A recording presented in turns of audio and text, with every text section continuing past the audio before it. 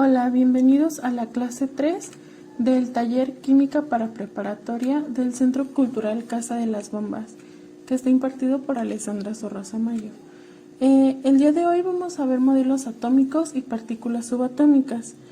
Para llegar al modelo atómico que tenemos en la actualidad, se han utilizado modelos científicos que nos ayudan a comprender los fenómenos y nos dan una explicación de algo que no podemos ver a simple vista. Estos modelos son aproximaciones de lo que en realidad sucede.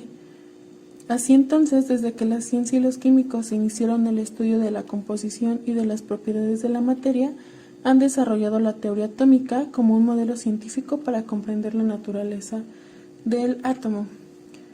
Como primera teoría atómica tenemos la teoría atómica de Dalton. Esta se desarrolló en 1803 por el químico británico John Dalton, quien retomó el concepto de átomo y con experimentos demostró la relación que tiene la masa en todas las sustancias. Se considera el padre de la teoría atómica. El modelo atómico de Dalton puede resumirse de la siguiente manera. 1. Los elementos están formados por partículas diminutas, indivisibles e indestructibles llamadas átomos. Los átomos de un mismo elemento son idénticos y poseen las mismas propiedades. 3. Los átomos de distintos elementos presentan propiedades diferentes. 4.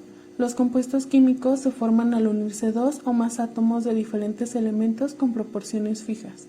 5. Los átomos se combinan para formar compuestos en proporciones definidas 1 a 1, 2 a 1, 2 a 2, etc.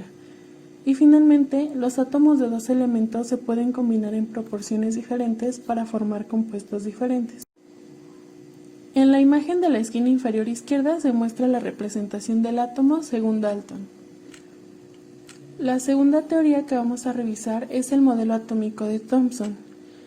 En 1897, el científico británico Joseph Thomson realizó experimentos con rayos catódicos y al someterlos a un campo magnético externo, pudo observar que se desviaban de su trayectoria.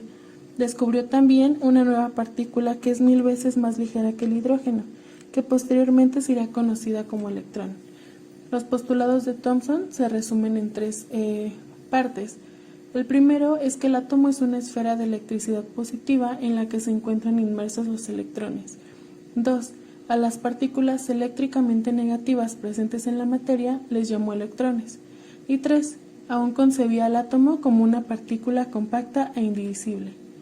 La imagen del centro nos muestra la proposición del modelo atómico de Thomson, que se asemeja a una gelatina con pasas. La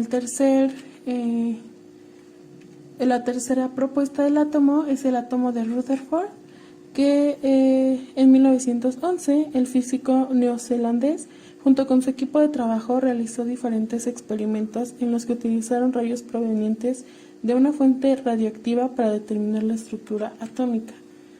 Los postulados a los que llegó o las aportaciones que tuvo Rutherford al modelo atómico son las siguientes.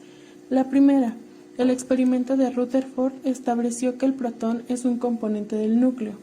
El segundo es que el átomo está formado por un pequeño núcleo con carga positiva y alrededor de él se encuentran los electrones describiendo diferentes trayectorias.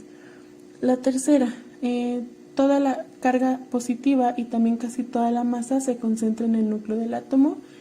Y finalmente, a las partículas positivas las llamó protones y dedujo que los átomos, al ser eléctricamente neutros, tienen la misma cantidad de protones que de electrones.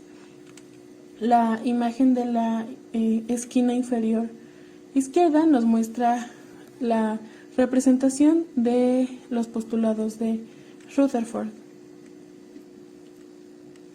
Seguimos con el átomo de Chadwick. Este se desarrolló en 1932 por el físico inglés James Chadwick, quien confirmó la existencia de otra partícula subatómica en el núcleo del átomo que no contenía energía eléctrica y que fue llamado después neutrón.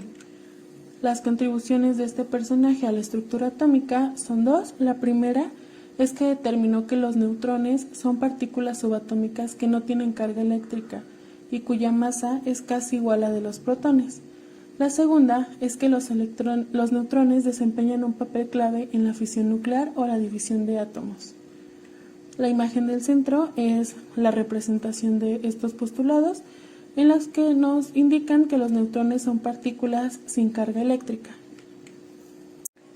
Y bien, ahora pasamos a las partículas subatómicas. Como se habrán dado cuenta, desde mediados del siglo XIX, varios científicos tuvieron grandes aportaciones al modelo atómico actual y al conocimiento de la estructura del átomo. El estudio de la conductividad eléctrica de los gases a bajas presiones dio la primera evidencia de que los átomos eran divisibles, a diferencia de lo que aportaron Demócrito y Dalton en sus postulados. Con esto se demuestra la existencia de las partículas atómicas, que son tres. Los electrones, que son partículas de carga negativa y que constituyen la corteza del átomo. Son también los responsables de los enlaces que forman los átomos entre sí. Tienen una masa de aproximadamente 9.11 por 10 a la menos 28 gramos. La segunda partícula subatómica son los protones, que son partículas que tienen carga positiva y se diferencian a un átomo de otro por el número de ellos que se encuentran en el núcleo. La masa de estos es de 1.763 por 10 a la menos 24 gramos. Y la última partícula subatómica son los neutrones, que son eléctricamente neutros. Junto con los protones determinan casi la masa total del átomo. La masa de los neutrones es de 1.765 por 10 a la menos 24 gramos. En la imagen de la izquierda podemos ver una representación del átomo junto con sus tres partículas subatómicas. El electrón, que se encuentra en esta parte, el protón, que está marcado por una pelotita de rojo, y el neutrón, que está marcado con una pelotita de color azul. Como conceptos básicos vamos a revisar el número atómico. Este se representa con la letra Z en la tabla periódica. Nos va a ayudar también a determinar la identidad de un átomo. Este número también va a representar al número de protones que se localizan en el núcleo de cada molécula, y su valor determina muchas de las propiedades físicas y químicas de un átomo. Podemos decir que entonces el número atómico es igual al número de protones e igual al número de electrones de la molécula. La segunda es la masa atómica. Esta se representa con la abreviación Ma y corresponde al promedio de las masas de los isótopos, considerando la abundancia en la naturaleza. La masa atómica de un elemento en la tabla periódica no es un número entero, por ello es que en ocasiones se tienen que redondear. El último concepto es el número de masa. Este se representa con la letra A y corresponde a la suma de protones y neutrones que hay en el número atómico, es decir, que el número de masa va a ser igual a la suma de los protones y los neutrones, o del número atómico más los neutrones. Y como ejemplo tenemos el siguiente.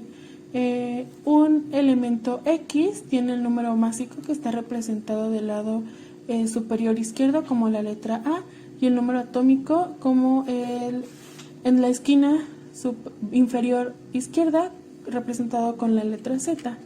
Si tomamos el ejemplo del sodio, tiene una masa atómica de 22.989. Como mencioné anteriormente, generalmente se redondea el número de la masa atómica para poder obtener una aproximación más detallada del número de protones que tiene el átomo. Entonces, si lo analizamos, como podemos observar, tenemos aquí al sodio, tenemos el número másico y tenemos el número atómico. Entonces, esto quiere decir que en el núcleo tengo 11 protones y 12 neutrones, y a su vez en la corteza tengo 11 electrones. Esto sería todo por la sesión de hoy. Gracias por su atención y nos vemos en la siguiente clase.